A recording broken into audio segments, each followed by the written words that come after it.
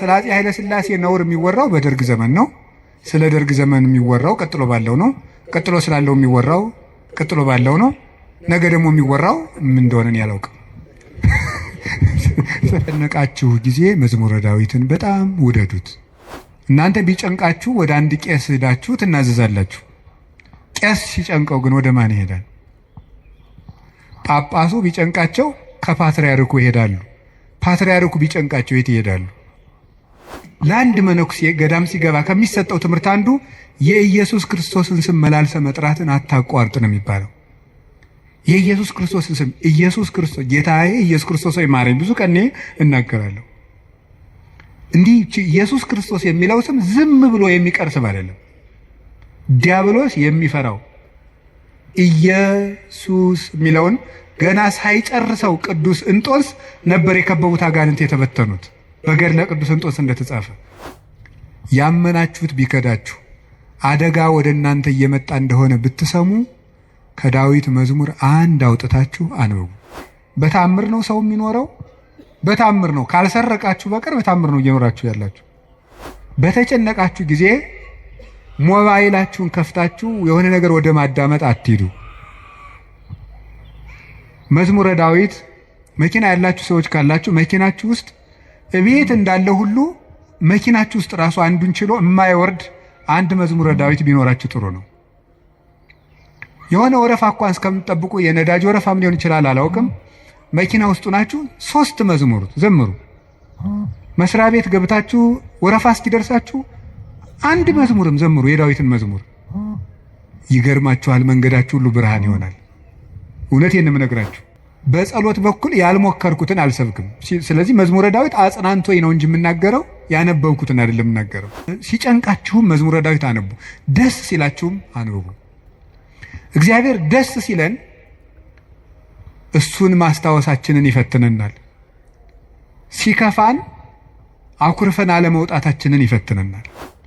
እኔ አሁን ሰሞኑን አይቻለሁ። የሄድኩበት ሀገር ገብቶ ይቀድሳል፣ ቀድሶ ሲወጣ ሲጋራ እያጨሰ ነው የሚሄድ ቄሱ። አሁን የኢትዮጵያ ካህናት ይሄን ብታየው አትሰቅሉንም? መሀል ከተማ ላይ ጳጳስ ሲያጨስ ነው አይቻለሁ። ጳጳስ እያጨሰ ምን ትላላችሁ እስቲ? አሁን ጳጳሱ ሲጋራ እያጨሰ ቡል። እኔ ጳጳሳት ያጭሱ የሚለዋች አልናገሩም፣ እነሱም አይሰሙኝም ብል ራሱ እሱም አይሰሙ እና እግዚአብሔር ልብን ያያል ሰው ፊትን ያያል የተባለ ለዚህ ነው። አንዳንድ ጊዜ እውነቴን ነው የምነግራችሁ፣ መታችሁ የምትሉት ከጠፋችሁ ብትችሉ ዝም ብላችሁ የአባታችሁ ቤት አላለ ቆሙ፣ ዝም ብላችሁ እዚህ ገብታችሁ ራሱ አንዳንድ ጊዜ ጭንቀት ይበዛና ቃላት ያጥርና ኃጢአት ይደራረብና አፍን መክፈት ያቅታል። ገብቶ ዝም ብሎ ቢቻል ማልቀስ ጥሩ ነው። ዞሮ ዞሮ ግን ባለስልጣንን ሲሻር መሳደብ እናውቅበታለን ነው ለማለት የፈለግኩት። ሲሾም ትንፍሽ የለም፣ ሲሻር በስመ አብ ወወልድ ወመንፈስ ቅዱስ አሐዱ አምላክ። በስመ አብ ወወልድ ወመንፈስ ቅዱስ አሐዱ አምላክ። በስመ አብ ወወልድ ወመንፈስ ቅዱስ አሐዱ አምላክ አሜን። ይትባረክ እግዚአብሔር አምላከ አበዊነ ቅዱሳን ዘሰባህ ምሕረቱ በላዕሌነ። ምሕረቱን ቸርነቱን ይቅርታውን በሕይወታችን ላይ ያጸናልን የአባቶቻችን ፈጣሪ የእኛም ፈጣሪያችን እግዚአብሔር ላደረገልን በልቡናችን አስበን በአንደበታችን ተናግረን ስለማንፈጽመው ቸርነቱ ሁሉ ስሙ የተመሰገነ ይሁን። የእናታችን የቅድስት ድንግል ማርያም የቅዱስ መስቀሉ የቅዱሳን መላእክት የቅዱሳን ነቢያት የቅዱሳን ሐዋርያት የቅዱሳን ጻድቃን በረከታቸው ረድኤታቸው ከሁላችን ጋር ይሁን። የተወደዱ አባታችን ክቡር መላከ ገነት መዝገቡ ላቀው የዚህ ታላቅ ደብር አስተዳዳሪ፣ ክቡር መምህራችን መጋቢ ብሉይ መምህር ኤልያስ የዚህ ደብር የስብከተ ወንጌል ክፍል ኃላፊ፣ የተከበሩ ወንድማችን ሊቀ መዘምራን ቴዎድሮስ ዮሴፍ፣ አሁን የዘመሩት ወንድማችንም ሌሎችም በቅድስት ቤተ ክርስቲያን አገልግሎት ውስጥ እንደ አቅማችሁ የምታገለግሉ ምዕመናን ሁሉ፣ አባቶቻችን ሊቃውንት፣ በቅድሚያ ካህናት፣ ዲያቆናት፣ የእግዚአብሔር ቤተሰቦች ሁላችሁ አሁን ዘመኑ በፈጠረው በማስተላለፊያ መንገድ በሌላም ቦታ ሁናችሁ የእግዚአብሔርን ቃል የምትሰሙ ምዕመናን ሁላችሁም ክርስቶስ ተንሥአ እሙታን አሰሮ ለሰይጣን ሰላም ኮነ፣ ሰላምን የሰጠን አምላክ ክብር ምስጋና ይግባው። በመካከላችን ተገኝቶ እንዲያስተምረን ቅዱስ ፈቃዱ ይሁን። አፈቅረከ እግዚኦ በኃይሌ፣ ጉልበቴ ሆይ እወድሃለሁ በሚል ርዕስ ነው የምንማማረው። የቅዱስ ዳዊት መዝሙር 17 ቁጥር 1 ላይ የምናገኘው ኃይለ ቃል ነው። እስኪ ሁላችሁም አቤቱ ጉልበቴ ሆይ እወድሃለሁ በሉ። ደግማችሁ በሉ። አቤቱ ጉልበቴ ሆይ እወድሃለሁ በሉ። ሶስተኛ፣ አቤቱ ጉልበቴ ሆይ እወድሃለሁ። እሺ፣ መዝሙር 17 ቁጥር 1 ላይ ቅዱስ ዳዊት የተናገረው ኃይለ ቃል ነው። ሁላችሁም እንደምታውቁት ቅዱስ ዳዊት የእግዚአብሔር ፍጹም ወዳጅ ነው። በእንባው የሚታወቅ አባት ነው።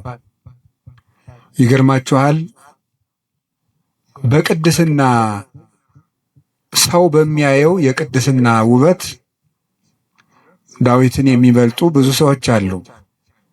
በልብ ውበት ግን ቅዱስ ዳዊትን የሚያህል ሰው የለም። ልቡ ውብ ነበረ። ብዙ ኃጢአቶችን፣ ውጣ ውረዶችን አሳልፏል። ነፍስም ገሏል። የሰው ሚስትም ቀምተዋል። ብዙ ኃጢአቶችን ሰርቷል። ልቡ ግን እግዚአብሔርን የሚፈልግ በእግዚአብሔር ፍቅር የተነደፈ እግዚአብሔር የሚጠማውና የሚርበው ሰው ነበር። ጌታችን ኢየሱስ ክርስቶስ በማቴዎስ ወንጌል ምዕራፍ 5 ላይ ሲናገር ብፁዓን እለ ይርህቡ በእንተ ጽድቅ፣ ስለ ጽድቅ የሚራቡና የሚጠሙ ሰዎች ንዑዳን ክቡራን ናቸው ብሎ ተናግሯል። ስለ ጽድቅ የሚራቡ ንዑዳን ክቡራን ናቸው። ይህንን ብዙ ትርጉም ያለው ሲሆን ጽድቅ የሚርባቸው ሰዎች ንዑዳን ክቡራን ናቸው ብለው ይተረጉሙታል አባቶቻችን። ብዙ ትርጉም አለው ስለ ጽድቅ የሚራቡ የሚለው። ካለ እንጀራቸው ቆርሰው አጉርሰው፣ ካለ ልብሳቸው ቀደው አልብሰው መንግሥተ ሰማያትን ለመዋጀት እነሱ ጦም እያደሩ ለወንድማቸው ለእህታቸው ረሃብ ቤዛ የሚሆኑ እነዚህ ንዑዳን ክቡራን ናቸው፣ ብፁዓን ናቸው። ሰውነታቸውን ለመግታት ቀንሰው ከፍለው በመመገብ እየጾሙ የሚራቡ ንዑዳን ክቡራን ናቸው። የእግዚአብሔርን ቃል እማር አስተምር ብለው የሚራቡ የሚጠሙ ንዑዳን ክቡራን ናቸው። ስለ መንግሥተ ሰማያት ብለው የሚራቡ የሚጠሙ ብፁዓን ናቸው። ከኃጢአት ውሃ የሚጠሙም ንዑዳን ክቡራን ናቸው። ከኃጢአት እንጀራ የተራቡም ከዚያ ነፃ የሆነ ሰውነት ያላቸው ንዑዳን ክቡራን ናቸው። የመጨረሻው ግን ጽድቅ ራሱ የሚርባቸው ሰዎች ንዑዳን ክቡራን ናቸው። ጽድቅ የሚርባቸው ሰዎች ንዑዳን ክቡራን ናቸው። አንድ ሰው በደህና ሰንብቶ ምግብ አልበላም የሚል ከሆነ በእርግጥ ሰውየው እንደታመመ በዚያ እንጠረጥራለን። አሞት የሰነበተ ሰው ደግሞ ምግብ አቅምሱኝ ማለት ሲጀምር እየዳነ እንደሆነ በዚህ እንረዳለን። ጽድቅ የሚርበው ሰው ነፍሱ ጤነኛ ናት። እግዚአብሔር የሚርበው፣ ቃለ እግዚአብሔር የሚርበው፣ ማስቀደስ የሚርበው፣ ኪዳን ማድረስ የሚርበው፣ መጸለይ ግዴታ ሆኖበት ሳይሆን ርቦት የሚጸልይ፣ ጠምቶት የሚጸልይ፣ እግዚአብሔርን ፊቱን የማየት ረሃብ ያለበት፣ የእግዚአብሔርን ፊት የማየት ጥማት ያለበት እሱ ብፁዕ ነው ማለቱ ነበር ጌታ። እንዲህ ያለች ነፍስ ካላቸው ቅዱሳን ውስጥ የመጀመሪያውን ቦታ የሚወስደው ቅዱስ ዳዊት ነው። እግዚአብሔር የሚርበው ሰው ነበር። እንዲህ ብሎ እንደተናገረ ሐሰስኩ ገጸከ ገጸ ዚአከ አሐሰስ እግዚኦ ኢትሚት ገጸከ ምኔ። አቤቱ ፊትህን እሻለሁ፣ አቤቱ ፊትህን ከኔ አትመልስ። አቤቱ ፊትህን እፈልጋለሁ፣ ከባሪያህም ተቆጥተህ አትራቅ።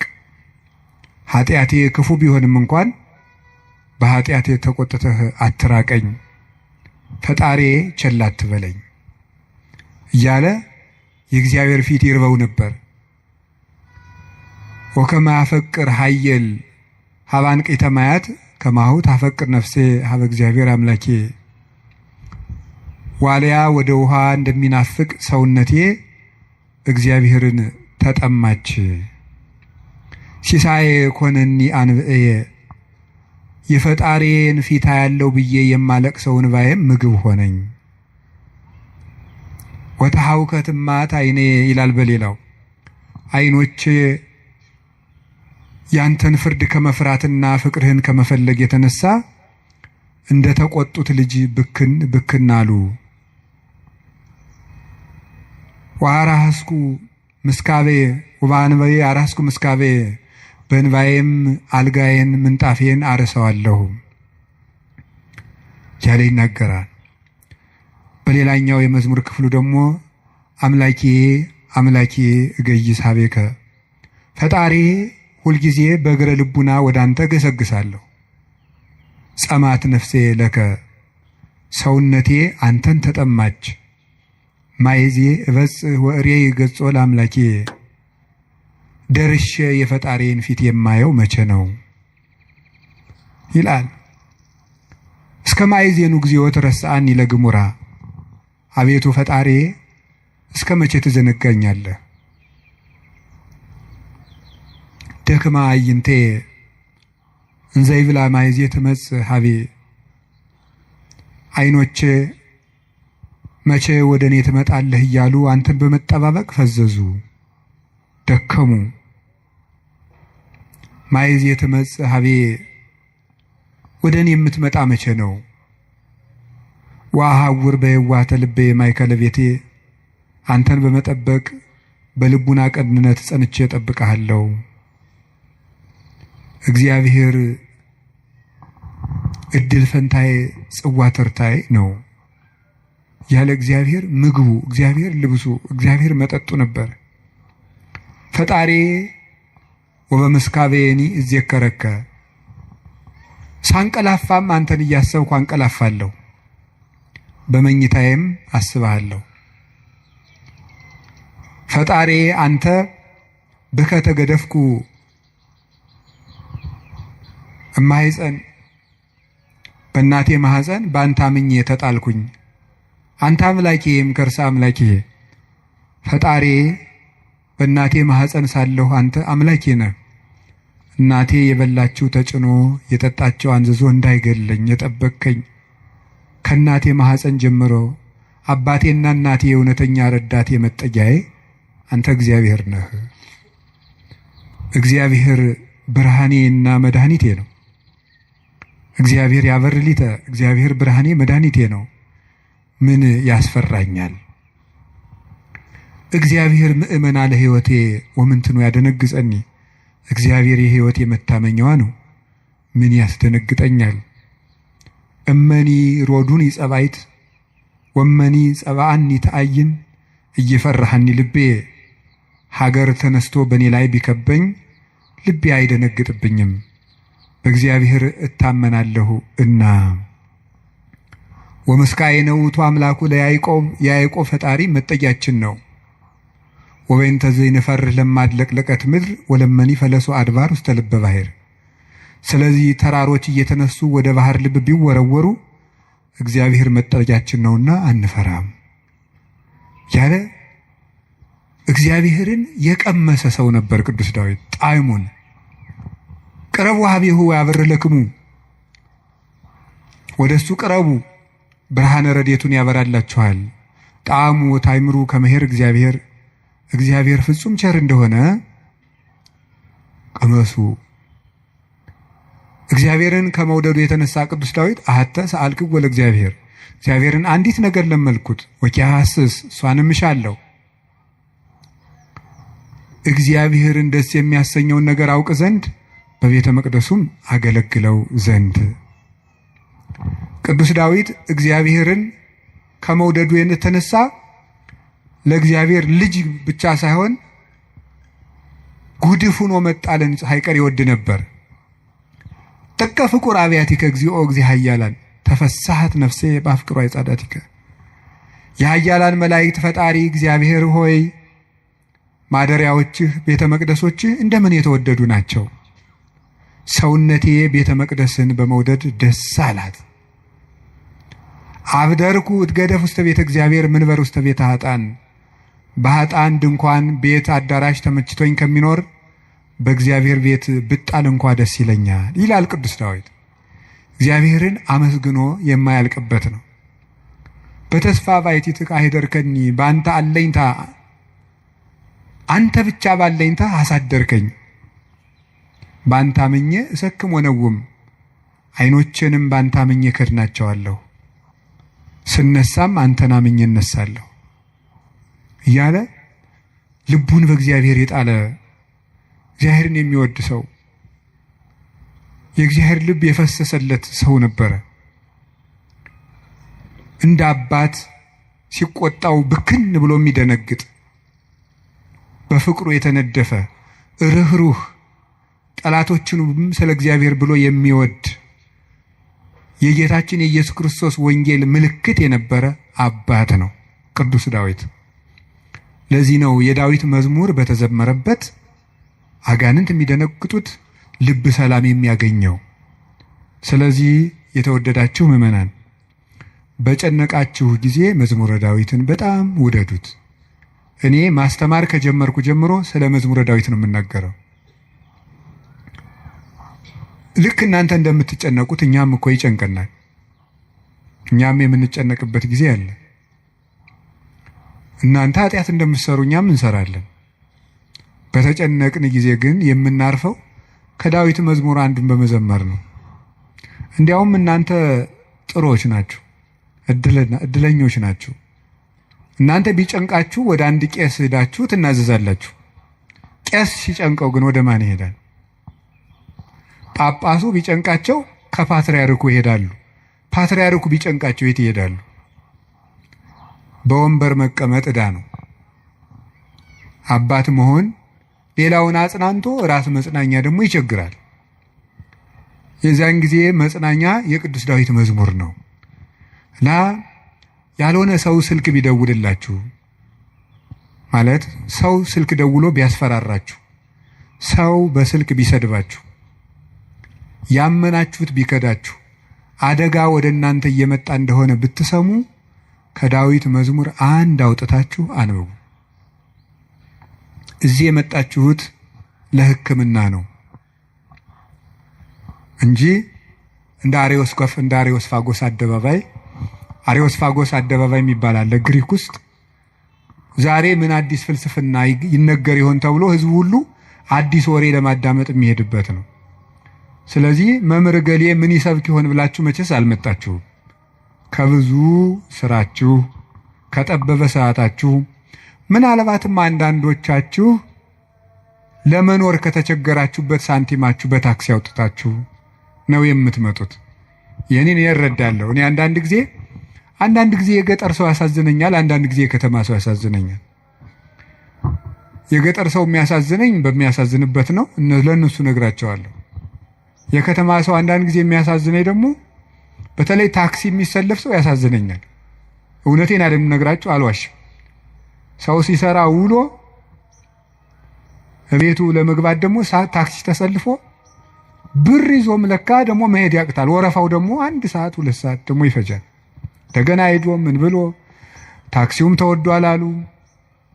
ከዛችሁ ግን በታምር ነው ሰው የሚኖረው፣ በታምር ነው። ካልሰረቃችሁ በቀር በታምር ነው እየኖራችሁ ያላችሁ፣ አንዳንዱን ማለት ነው። እና በዚህ ሁሉ ነገር መሀል የመጣችሁት ለሕክምና ነው። ሊታከም የሄደ ሰው የታዘዘለትን መድኃኒት ሲውጥ ነው ድህነት የሚያገኘው። አሁን የምነግራችሁን ነገር አድርጉት፣ እረፍት ታገኛላችሁ። በተጨነቃችሁ ጊዜ ሞባይላችሁን ከፍታችሁ የሆነ ነገር ወደ ማዳመጥ አትሂዱ። መዝሙረ ዳዊት መኪና ያላችሁ ሰዎች ካላችሁ መኪናችሁ ውስጥ እቤት እንዳለ ሁሉ መኪናችሁ ውስጥ ራሱ አንዱን ችሎ የማይወርድ አንድ መዝሙረ ዳዊት ቢኖራችሁ ጥሩ ነው። የሆነ ወረፋ እንኳን እስከምትጠብቁ የነዳጅ ወረፋም ሊሆን ይችላል አላውቅም። መኪና ውስጥ ናችሁ 3 መዝሙር ዘምሩ። መስሪያ ቤት ገብታችሁ ወረፋ እስኪደርሳችሁ 1 መዝሙርም ዘምሩ፣ የዳዊትን መዝሙር። ይገርማችኋል፣ መንገዳችሁ ሁሉ ብርሃን ይሆናል። እውነቴን ነው የምነግራችሁ። መቼም ስብከት ድራማ አይደለም።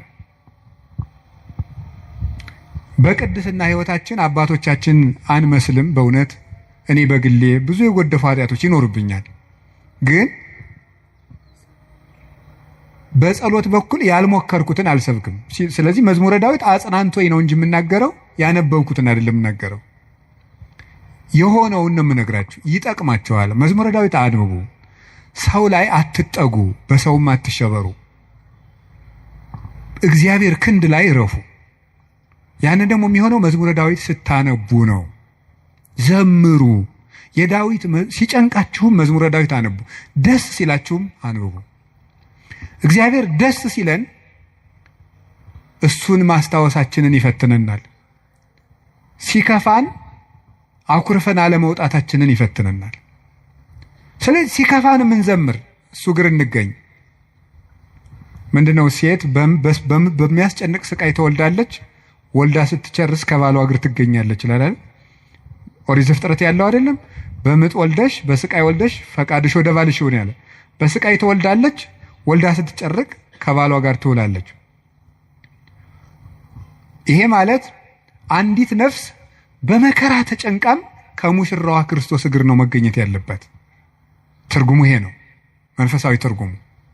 የቅዱስ ዳዊት መዝሙር ደግሜ ነው የምነግራችሁ። አሁን ምናልባት እዚህ ቤተክርስቲያን ውስጥ ተመልሼ ብመጣና ባስተምር ሌላ ቀንም ስለ መዝሙረ ዳዊት ልናገር እችላለሁ። ቅዱስ ዮሐንስ አፈወርቅ ምን ይላል? ስብከት እንዳሻሽል ከፈለጋችሁ እናንተ ያለባችሁን ችግር አሻሽሉ ብሏል። እናንተ በተመሳሳይ ሁኔታ እየኖራችሁ ተመሳሳይ ርዕስ አትስበከን አትበሉኝ። ስለዚህ የእናንተ ህይወት መጀመሪያ የነገርኳችሁን ችግር ከለቀቀ አሁን ደግሞ አዲስ ስብከት ይዤ እመጣለሁ ይላል። ስለዚህ በዚህ ዘመን ሩቅ ነገር ምንድነው ቢባል ተስፋ ነው። ተቆጥቼ መስበክን ያውን እየተውኩ መጥቻለሁ። ኑሮ ተቆጥቶት ይሄ ሰው ጦርነት ተቆጥቶት ምን እናርገው ብዬ ዝም ብዬ ተስፋ ነው የምነግራችሁ። እና ለተስፋ ደግሞ የቅዱስ ዳዊት መዝሙር ፍጹም መሰላል ነው። ምዕመናን ፈትኑና ውቀሱኝ። ማታ ማታ አንድ መዝሙረ ዳዊት ድገሙ። ከመተኛታችሁ በፊት እንደው 1 ሰዓት 2 ሰዓት 3 ሰዓት በቃ ከስልካችሁ ፍሪ መሆን አለባችሁ። ስለዚህ መዝሙረ ዳዊት አንብቡ። እግዚአብሔር ከእናንተ ጋር ይሆናል። ቅዱስ መቃርስ ምን ይል ነበር? ጌታዬና አምላኬ መጠጊያዬ ኢየሱስ ክርስቶስ ሆይ ይህንን ሌሊት የማድርበት ጉልበት የለኝም። ሌሊቱን እንዴት እንደማድር አንተ ታውቃለህ። አንተ ከኔ ጋር ሁን፣ በፈቃድህ አሳድረኝ ብሎ ይጸልይ ነበር። ስለዚህ የቅዱስ ዳዊትን መዝሙር ጸልያችሁ አንብባችሁ ተኙ። ማለዳችሁን እግዚአብሔር ማታውን የቀደሰ ሰው ማለዳውን ይቀድሳል። ማታችንን ካበላሸ ነው ማለዳችንም ይበላሻል። ማለዳችን ከተበላሸም ማታችን ይበላሻል። ማለዳም በመዝሙረ ዳዊት እንጀምር ሲሆን አንዳንድ መዝሙራትን በቃላቸው አጥኑ። ስንት ነገር ተሸመድዶ የለ እንዴ? ሐሜት እኮ አሁን ስንት ሰው ያውቃል ሰው። እኔ እንደው አንዳንድ ጊዜ ይገርመኛል ሰው ወሬ እንዴት አድርጎ እንደሚይዝና ቃለ እግዚአብሔር አጥና ሲሉት ግን ወር አይዘውም። ሐሜት ግን በ5 ደቂቃ ስንት ሐሜት ይሸመድዳል። አጥኑ መዝሙረ ዳዊት መጠጊያችሁን እግዚአብሔር አድርጉ እና ቅዱስ ዳዊት በረከተ እግዚአብሔር የሞላበት ፍጹም የፍቅር ሰው ነበረ። ሰውንና እግዚአብሔርን ይወድ ነበር እላችኋለሁ። የቅዱስ ዳዊት በረከቱና ረድኤቱ አሸናፊነቱ ጭምር ከሁላችን ጋር ይሁን። ቅዱስ ዳዊት ጠላቶቹ ሁሉ ተሸንፈውለት እረፍት ካገኘ በኋላ የዘመረው መዝሙር ነው ይባላል። መዝሙር 17 ጠላቶቹ ሁሉ አርፈውለት የዘመረው መዝሙር ነው ይላል። በእኛም ላይ የሚነሳብንን ነገር ሁሉ እግዚአብሔር ያሳርፍልን፣ እረፍት ይስጠን መድኃኔዓለም። ስለዚህ ምን አለ? አቤቱ ጉልበቴ ሆይ ተናገሩ እንጂ በሉ ሁላችሁ። እኔን መሰላችሁ እንዴ? እግዚአብሔርን እኮ ነው። በሉ እሺ፣ አቤቱ ጉልበቴ ሆይ በሉ። እሺ፣ ማን ነው እንደዛ የሚለው? እግዚአብሔርን። በጣም የሚያስደንቅ ነገር ነው። እኔ እንግዲህ 3-4 ነጥቦችን ልንገራችሁ። እግዚአብሔር ለምንድን ነው ጉልበት የሚባለው የሚለውን ለምነግራችሁ። አፈቅረክ እግዚኦ በኃይሌ፣ ኃይልን ስላደረክልኝ አመሰግንሃለሁ ነው የሚለው። ኃይልን ስላደረክልኝ አመሰግንሃለሁ። ግዕዙ እንደዛ ብሎ ይፈታዋል። አንድምታችን አንድም ስላደረክልኝ ኃይል አመሰግንሃለሁ፣ አንድም ኃይልን የምታደርግልኝ ነህና አመሰግንሃለሁ። ያለፈውንም የሚመጣውንም እስካሁን ኃይልን ስላደረክልኝ አመሰግንሃለሁ፣ ነገም ኃይልን ስለምታደርግልኝ ቀድሜ አመሰግንሃለሁ። ሲናገር እግዚአብሔር ኃይልዬ ወፀወኔ ወመዳኔ፣ እግዚአብሔር ኃይልዬ፣ እግዚአብሔር መጠጊያዬ፣ እግዚአብሔር መድኃኒቴ ነው ይላል። እግዚአብሔር ኃይሌ ነው፣ እግዚአብሔር መጠጊያዬ አምባዬ ነው፣ እግዚአብሔር መድኃኒቴ ነው። ሊቃውንት ሲፈቱት እግዚአብሔር ብዋጋ ማሸነፊያዬ ጋሻዬ፣ ብሸሽ መጠጊያዬ ነው ይላል። ሰልፍ በመጣ ጊዜ ድል የምነሳበት እሱ ነው፣ በሸሸው ጊዜ የማመልጥበት መጠጊያ እሱ ነው፣ የሚያድነኝም እሱ ነው የሚለውን ሊቃውንት ሲተረጉሙት የማያድን አምባ አለና ይላሉ። የማያድን አምባ አለና እግዚአብሔር ግን የሚያድን አምባ ነው ይላል። ብዙ ሰዎች የተጠጉበት አምባ ሁሉ አላዳናቸውም። አይታችሁ እንደሆነ ማለት ነው። እየሰማችሁ ነው? አዎ፣ የተጠጉበት አምባ ሁሉ አላዳናቸውም። እንዲያው ብዙ ሰዎችን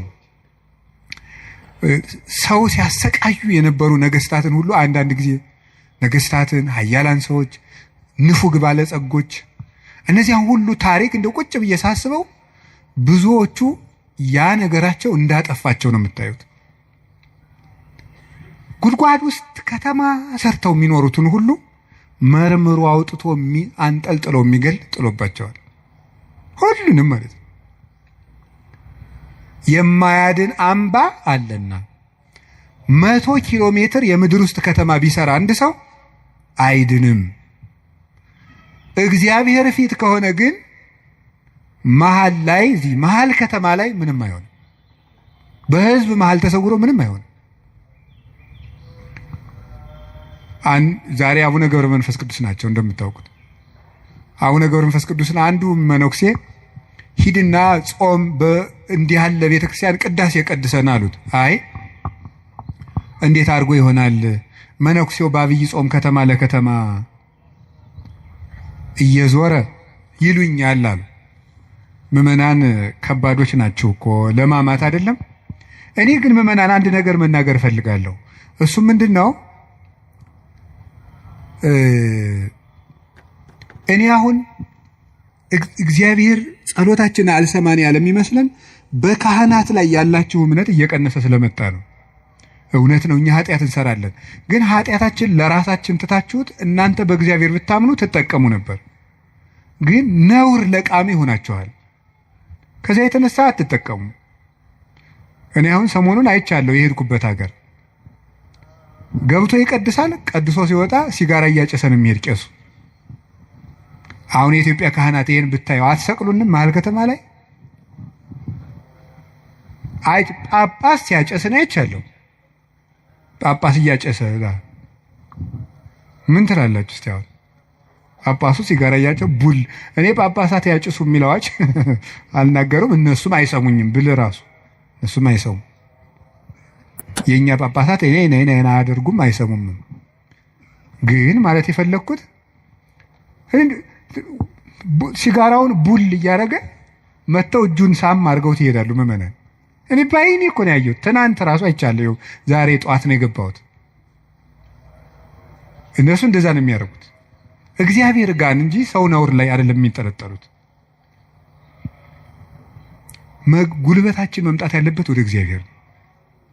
እንድንጠቀም መጠጊያ ማድረግ ያለብን እግዚአብሔርን ነው።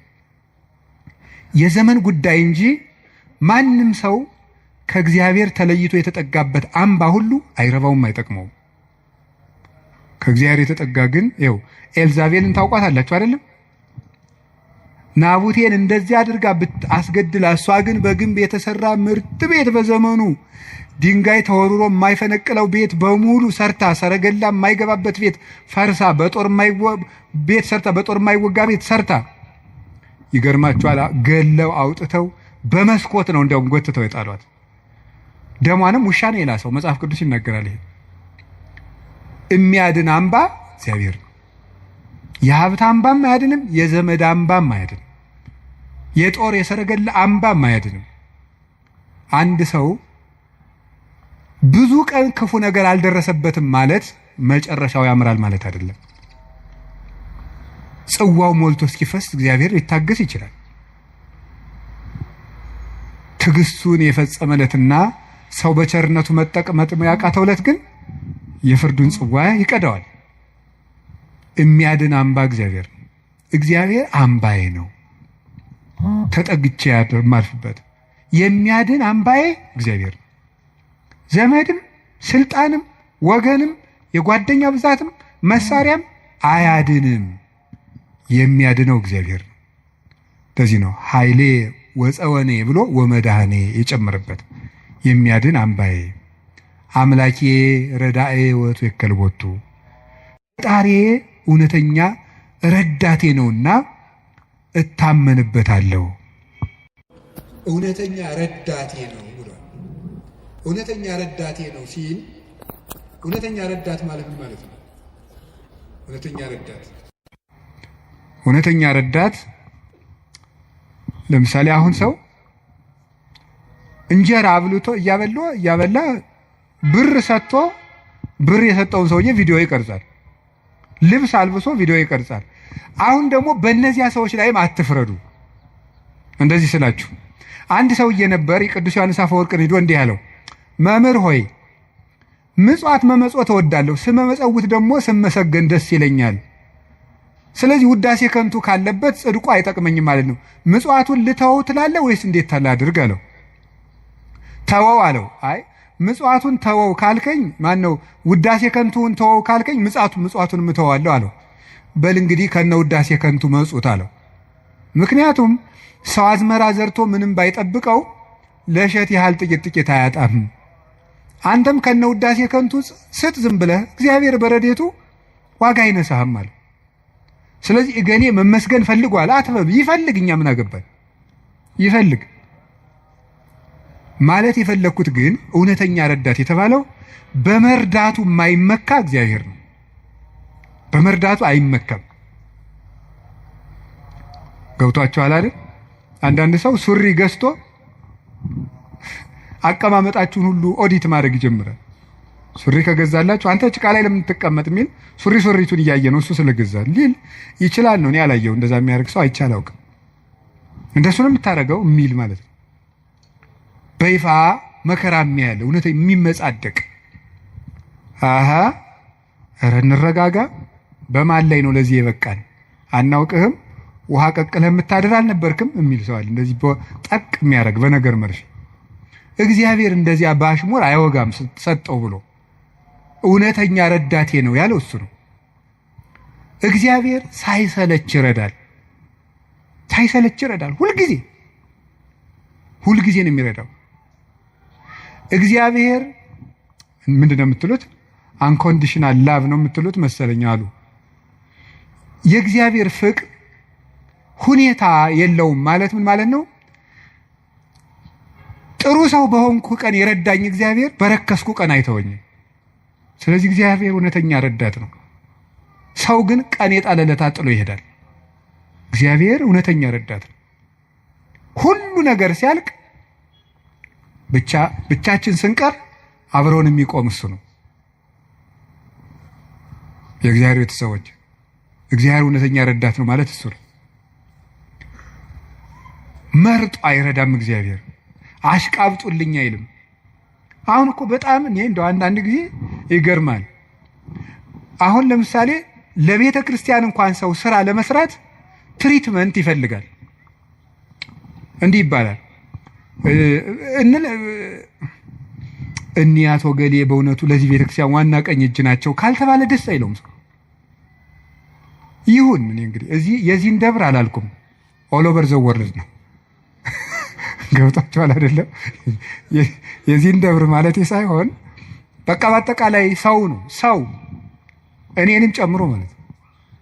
ትሪትመንት በቃ ኮሚኒኬሽኗ ካላማረች ወይ አለቃው ወይ ሰባኪው ወይ መምህሩ ገብረ ስላሴ ወለተ ስላሴ መጣችሁልን አልተባለ አይሆን። እግዚአብሔር እንደዚያ አይደለም የሚለው። አሁን ዝም ብለህ መተህ እግዚአብሔር ሆይ ሳንል ዝም ብለን እንዲሁ ቆም ብንል ይሰማል፣ ልብን ያዳምጣል እግዚአብሔር። እለትሰምዑ ለሆሳሰ ልብ። ቆይ በኋላ የኔታ ይሉላቸዋል መላከ ገነት። እኔ በዚህ በጩኸቱ ዓለም ስለሌለውበት እሳቸው ይሉልናል። ይሄ መልካ ሕማማትና በጣም ደስ ይለኛል። ስለ ስላሴ የሚነገር ነውና እለትሰምዑ ለሆሳሰ ልብ። ደስ ሲል ስላሴ የልብን ሹክሹክታ የሚሰሙ የልብን አፍን አይተው ሳይሆን ነገር አሳምሮ ተናግሮ። እኛ እኮ ኮሚኒኬሽን ስኪል ተብሎ ኮርስ እየተሰጠን ነው። ሰው የሚወድልህ ወግ እንዴት አድርገህ ታዋጋለህ ነው ጨዋታው። መከራ አድርገህ ማዳመጥ አንዱ ስኪል ነው ምናምን። የሰዎችን ጥቅም አስቀድም፣ ምንትስ እንደዚህ በል፣ የቃላት ምርጫ ይኑርህ። እግዚአብሔር እንደዚያ ሳይል ጥሩ አድርገው ተናገሩ። ፍልስፍና ተምረዋል፣ ዲግሪ ያላቸው አነጋገር ይችላሉ። መግቢያው እንዴት ነው? ሀተታውሳ ኮንክሉዥኑ ጥሩ ነው አይልም። እግዚአብሔር ልብን ይሰማል። ልብን የሚሰማ እግዚአብሔር ነው። ሐና የሳሙኤል እናት ሐና ምንም እኮ ነገር አላለችም። በልቧ ነበር የምታተኮትኩ። እግዚአብሔር የልቧን ይሰማት። እግዚአብሔር የልቧን ይሰማት። ሌሎችም እና እግዚአብሔር ልብን ያያል፣ ሰው ፊትን ያያል የተባለ ለዚህ ነው። አንዳንድ ጊዜ እውነቴን ነው የምነግራችሁ፣ መታችሁ የምትሉት ከጠፋችሁ ብትችሉ ዝም ብላችሁ የአባታችሁ ቤት አላለ ቁሙ። ዝም ብላችሁ እዚህ ገብታችሁ ራሱ አንዳንድ ጊዜ ጭንቀት ይበዛና ቃላት ያጥርና ኃጢአት ይደራረብና አፍን መክፈት ያቅታል። ገብቶ ዝም ብሎ ቢቻል ማልቀስ ጥሩ ነው። እግዚአብሔር ከሺህ ቃላት አንድ ዘላላ እንባን ይወዳል። እዚህ ገብቶ ማልቀስ እና እግዚአብሔር እውነተኛ ረዳቴ ነው።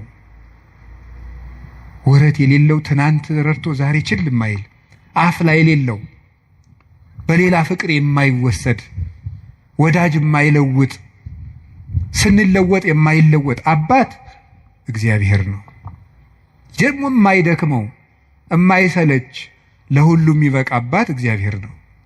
እኔ ለምሳሌ አሁን እንዳንድ የቤተ ክርስቲያን መነኩሴ አሁን ለምሳሌ 3 ሰዎች ሊያነጋግሩ ቢፈልጉ 3 ሰዎች እንዳነጋገርኩ መሽቷል ደህና ደሩ የቤት እግዚአብሔር ይሄን ሁሉ ሰው በአንድ ጊዜ ይሰማል።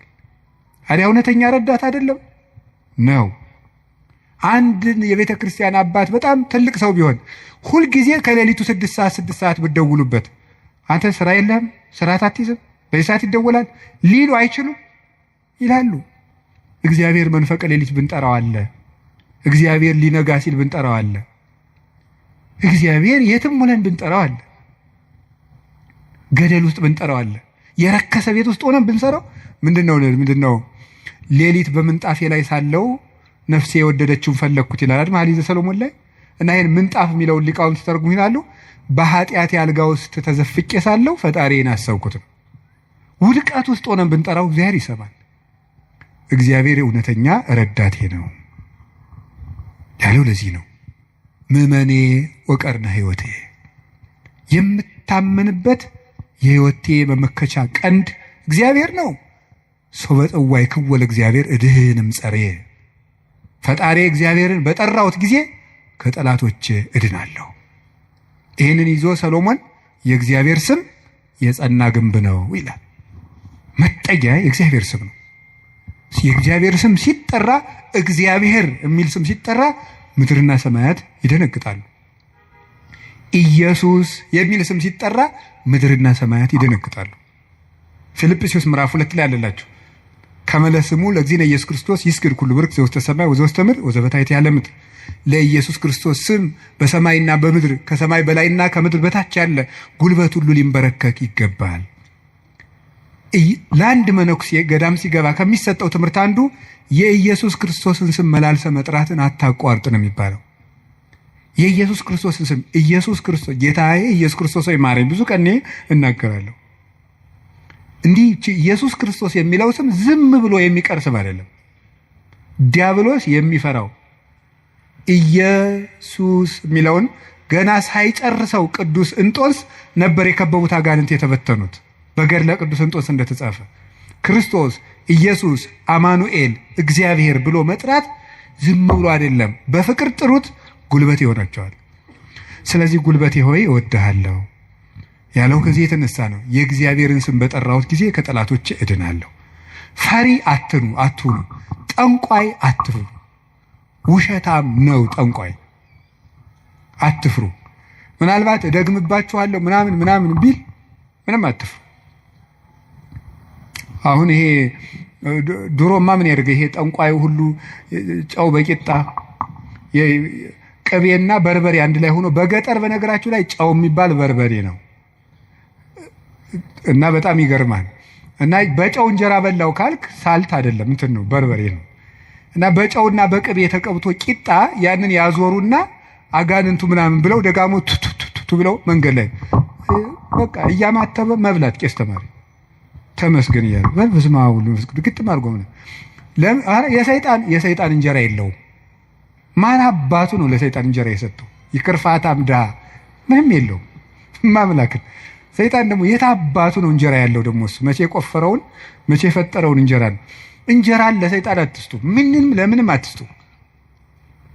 አትደንግጡ። በእስራኤል ላይ ጥንቆላ በያዕቆብ ላይ ሟርት አይሰራም አይደለም ነው የእግዚአብሔር መጽሐፍ እንደዚህ ነው። የእግዚአብሔር ስም የጸና ግንብ ነው። እኔ ሁልጊዜ እናገራለሁ፣ የካህናት ስልጠና ስሰጥም እናገራለሁ። ምናልባት ድግምት የሚችል ሰው ካለ ጀግና ለዋለው ይድገምብኝ ብያውቃለሁ። አሁንም ይቻላል። እንደ ወንድ የሆነ ጀግና በዓለም አለ የተባለ ጠንቋይ ይድገምብኝ ብያውቃለሁ። ይኸው አሁንም የምትሰሙ ካላችሁ ድገሙብኝ። እኔ በጌታችን በመድኃኒታችን በኢየሱስ ክርስቶስ ስም ፍጹም አምናለሁ። ምግባሬ ከሰው ድሃ ልሆን ይችላለሁ። በክርስቶስ ስም ግን ቀልድ የለም። ስሙን በስመ አብ ወወልድ ወመንፈስ ቅዱስ በጠራሁት ጊዜ ውዬ ባድር አንዳች እንደማይዞረኝ አምናለሁ። እውነቴን ልነግራችሁ አሁን እኔ ሰው በጫማ ይደገምበታል በምናምን ይችላል። እኔ ጫማዬን ትቼው ነው የምመጣው፣ ውጭ ትቼው ነው የምገባ። መድገም ይቻላል። 4 ነጥብ። ምንም አልሆነም። እናቱ ድንግል ማርያም ለእኔ መጠጊያዬ ናት። በእናትነቷ ምንም ቢሆን ከእሷ አቅፍ እጠጋለሁ። እንደዛ ከሆነ ደግሞ ምንም ሊሆን አልችልም። ስለዚህ አባ ጊዮርጊስ የተናገረው ሁልጊዜ የምወደው ቃል አለኝ። ለመኮነ ሰማይ መድሄ ወምድርኒ ማይረጸ እመተጣበቁ ለሐሪጾቴ ምንተ እንከ ይረስዩኒ ለማ አንቲ ምስሌ። ሰማይ መጅ ምድር ወፍጮ ሆነው አጣብቀው ቢፈጩኝ አንቺ ከኔ ጋር ከሆንሽ ምን እሆናለሁ? ኦግዝቴ ቅድስት ድንግል ማርያም ዘበብራይስጢ ማርያም፣ በብራይስጢ ማርያም የምትባይ እመቤቴ ቅድስት ድንግል ማርያም ሆይ ለመወልድኪ አፍቀረኒ መኑ ይጸልአኒ፣ ልጅሽ ከወደደኝ ማን ይጠላኛል? ፀሐይ ይሴብሐኒ ወወር ይባርከኒ ወከዋክብት ይቀድሱኒ። ልጅሽ ከወደደኝ ፀሐይ ይዘምርልኛል፣ ጨረቃም ያመሰግነኛል፣ ከዋክብት ይዘምሩልኛል። በእኔ ላይ ማንም በጠላትነት መነሳት አይችልም ይላል አባ ጊዮርጊስ። ልጅሽ ከጠላኝ ግን ማን ይወደኛል ብሏል። ሰውን ልላችሁ የፈለግኩት ፈሪ አትኑ። ጠንቋዩን ይሄ ምናምናም ውሸታውን እንደዚህ የሚለውን አትስሙት። እደግምባለሁ ማንም ድሪቶ የፈለገውን ቢያይ ፈሪ አትሆኑ። በሙሉ ልቤ የማምነውን ኢየሱስ ክርስቶስን እንዲህ ይናገራለሁ፣ እውነቴንም ነው። ስለዚህ እግዚአብሔር የምዋጋበት የደህንነት ቀንድ በሬ በቀንዱ እንደሚጠበቀው እኔ በእግዚአብሔር ተጠብቄ እኖራለሁ ይላል ቅዱስ ዳዊት። እግዚአብሔር ሁላችንንም ይጠብቀን፣ ከሌሊት ከሚሰብር በቀን ከሚወርጅ ያድነን መድኃኔዓለም። ሁላችን በሰላም ወጥተን እንድንገባ ይፍቀድልን። ስለዚህ ጉልበቴ ሆይ በሉ እስኪ ምን አላችሁኝ? በሉ እንጂ። ስለዚህ ጉልበቴ ማለት ኃይሌ ማለት ነው። አሁን ትንሽ ነገር ስለዚህ ተናግሬ ትምህርቴን ለመቋጨት ልሞክር። ኃይል፣ በዚህ ዓለም ላይ ኃይል የሚባሉ ብዙ ነገሮች አሉ። የኤሌክትሪክ ኃይል አለ፣ የፊዚክስ ኃይል አለ፣ ሌላም ብዙ ኃይል አለ። እነዚያን ኃይሎች እዛው ትቻቸው፣ ግን በዚህ ደግሞ በማህበራዊ ኃይል በሚባለው ደግሞ ጥሩ ኃይሎች አሉ። እነሱ ኃይሎች ሶሻል ፓወርስ የሚባሉት እዛ ውስጥ ምን አለ? ለምሳሌ የመጀመሪያው እና አንዱ ኃይል የሚባለው የሞራል ፓወር የሚባል አለ። ሞራል ፓወር ማለት የስነ ምግባር ኃይል ማለት ነው። የስነ ምግባር ኃይል የሚባለው ሁለት ይከፈላል። የመጀመሪያው አርአያነት ይባላል። አርአያነት ብዙ ከሚናገር አንድ ድርጊት ያለው ሰው ዓለምን ይመልሳል። እንግዲህ በዚህ በፔዳጎጂ ትምህርት አዲስ አበባ ዩኒቨርሲቲ ያሳተመው አንድ መጽሐፍ ላይ እኔም አንብቤያለሁ። ሰዎች በመማር ማስተማር ሂደት ውስጥ መጀመሪያ የሚያስታውሱት ያዩትን ነው። መጀመሪያ ያዩትን ነው። መስማት መጨረሻ ላይ ነው። ወይም በተግባር አራቱን ባስቀምጠላችሁ ሰው የሚያስታውሰው መጀመሪያ ያደረገውን ነው፣ ቀጥሎ የተናገረውን ነው፣ ሶስተኛ ያየውን ነው፣ አራተኛ የመጨረሻ ደረጃ የሚወጣው ሰው የሚያስታውሰው የሰማውን ነው። ከዝቅተኛ ወደ ከፍተኛ በወስዳችሁ ደግሞ ሰው የሚያስታውሰው የሰማው ነው። በዝቅተኛ ደረጃ የሚያስታውሰው የሰማውን ነው። ቀጥሎ ከሰማው ይልቅ ያየውን አይረሳም። ካየው ይልቅ የተናገረውን አይረሳም። ከተናገረው ይልቅ ያደረገውን አይረሳም የሰው ልጅ። ስለዚህ ሰውን ብዙ ከምትነግረው አሳየውን። አርአያነት ገዢ ነው እና በዓለም ላይ ትልቅ ተጽዕኖ አሳዳሪ ሀያላን ሰዎች የሚባሉት የሚያደርጉ ሰዎች ናቸው። በአርአያነት የሚያደርጉ የሚያስገድዱ ሰዎች ለጥቂት ቀን ሰው ፈርቶ ያገለግላቸዋል። አርአያ የሚሆኑ ሰዎች ግን የሰውን ልብ ሳይዋጉ ይገዛሉ ይባላል። አርአያ የሚሆኑ ሰዎች ዓለሙ ሁሉ ለምሳሌ አንድ ነገር እንገራችሁ። ቅዱስ እንጦንስን ታውቁታላችሁ አይደለም?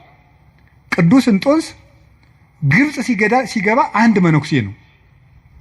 አሁን በኢትዮጵያ ብቻ ስንት 2000-3000 ገዳማት አይኖርም? ኢትዮጵያ ብቻ ለምሳሌ እኔ የምኖርበት ገዳም ብቻ 300 መነኩሴ አለ። ስለዚህ ምን ማለት ነው? ተመልከታችሁ። አንድ እንጦንስ አልተዋጋም። የፈላስፎች የንግግር ጥበብ የለውም። ስብከት አልሰበከም። በኑሮው ግን የግሪክ ፈላስፎችን ሁሉ ወደ በረሃ እየጠራ መነኩሴ ያደረጋቸው። የአርአያነት ኃይል ከንግግር ኃይልም ከጦርነት ኃይልም ይበልጣል ይባላል። በዛውም እንግዲህ ቢሮ የምትሰሩ ሰዎች ካላችሁ ሰውን ከምትቀጡት ይልቅ አራያ ብትሆኑት ሰው ሁሉ ይገዛላችኋል። ሰዓት ማታከብሪ ወዮልሽ፣ ሰዓት ማታከብር ወዮልህ ከማለት እርስዎ ሰዓት ቢያከብሩ ሰው ሁሉ ሰዓት ያከብራል እንደማለት ያለ ነው። አንድ ሁለተኛ ደግሞ ሪኒዋል ፓወር የሚባለው የመታደስ ኃይል ነው፣ ወይም የንስሐ ኃይል ነው። ኃይል የሚባለው ንስሐ ገብቶ የመለወጥ ኃይል። ከክፋት የተመለሱ ሰዎች በዓለም ላይ ተጽዕኖ የማሳደር ኃይል አላቸው። ለምሳሌ ቅዱስ ጳውሎስ ምንድን ነው የሚለው? ዘአነ ቀዳሚሆሙ ለኃጥአን አይደል የሚለው? እኔ መጀመሪያቸው የምሆን ኃጥአንን ከኔ ጀምሮ የእግዚአብሔር ፈቃድ ለሰዎች ሁሉ እንዲድኑ ነው ነበር ያለው። ስለዚህ ንስሐ የገቡ ሰዎች በዓለም ላይ ተጽዕኖ ይፈጥራሉ። ቅዱስ ጳውሎስ የመጀመሪያው፣ ቅዱስ ጴጥሮስ፣ ማርያም ግብፃዊት፣ ሙሴ ጸሊም የግብፅ ገዳማትን በሙሉ መዓዛው በሙሉ ያወዳል። ቅዱስ ዳዊት የንስሐ ሰው ነው። ሰሎሞን የንስሐ ሰው ነው። ንስሐ የገቡ ሰዎች ኃይል አላቸው። እግዚአብሔር እንዲያውም እንደተነሳያን የሚወደው የለም። በሉቃስ ወንጌል ምዕራፍ 15 እንደተጻፈ ካልበደሉ ጻድቃን ከ99 ነገደ መላእክት ይልቅ ንስሐ በሚገባ አንድ ኃጢአተኛ በሰማይ መላእክት ደስታ ይደረጋል ተብሎ እንደተጻፈ። ስለዚህ ንስሐ ኃይል አለው፣ ኃይል አለው።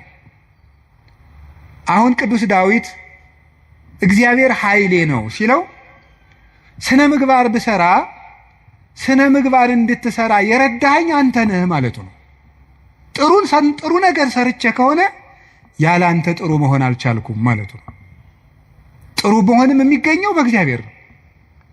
እግዚአብሔር ከተማን ካልጠበቀ ጠባቂዎች በከንቱ ይደክማሉ፣ እግዚአብሔር ቤትን ካልሰራ ሰራተኞች በከንቱ ይደክማሉ የሚለው ሲተረጎም አባቶቻችን ሲተረጉሙት ቤትን ካልሰራ ሰራተኞች በከንቱ ይደክማሉ የሚለው ሲተረጉሙት እግዚአብሔር ምግባረ ቤትን ካልሰራ፣ እግዚአብሔር ሀገረ ምግባርን ካልሰራ፣ እግዚአብሔር ሰውነትን ካልጠበቀ በንጽህናው ሰው መጠበቅ አይችልም።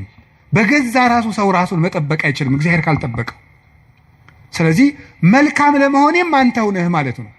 ጥሩ ሰው መሆን የቻልኩት አንተ ረድተኸኝ ነው ማለት ነው። በንስሐ እንድነሳ ያበቃኸኝም አንተ ነህ። ከወደቅኩበት ጉድጓድ አውጥተህ ግን ሰው አድርገህ በሰው መሃል ያቆምከኝ አንተ ነህ ሲል የንስሐን ኃይል አንስቶ ተናገረ። ከቃሉ ጋር ናችሁ። እግዚአብሔር ከሁላችን ጋር ይሁን። ብዙ ንስሐ የገቡ ኃጥአን እንግዲህ የዮሐንስ ወንጌል ምዕራፍ 12 ላይ ያቺ ሽቱ የቀባችው ሴት አለች አይደለም? የሽቱ መዓዛ ቤቱን ሞላው ይላል። በጣም ሁልጊዜ አይኔን የሚስበኝ ንባብ ነው። የሽቱ መዓዛ ቤቱን ሞላ ይላል። ሊቃውንት ሲተረጉሙት ቤት የተባለች ቤተ ክርስቲያን ናት። ክርስቶስ ያለበት ቤት ቤተ ክርስቲያን ናት። ክርስቶስ ያለበትን ቤት ያቺ ሴት ያመጣችው ሽቱ ሞላው ማለት ምን ማለት ይመስላችኋል? ያንዲት ንስሐ የገባች ነፍስ ዝናዋ፣ ስነ ምግባሯ ቤተ ክርስቲያንን ሞላ። አሳዳጁን ጳውሎስ አይደለም እንዴ ተነስተን ቅዳሴ ላይ ቅዱስ ሐዋርያ ጳውሎስ ሰናየ መልእክት ፈዋሴ ዱያን ዘነሳይከ አክሊለ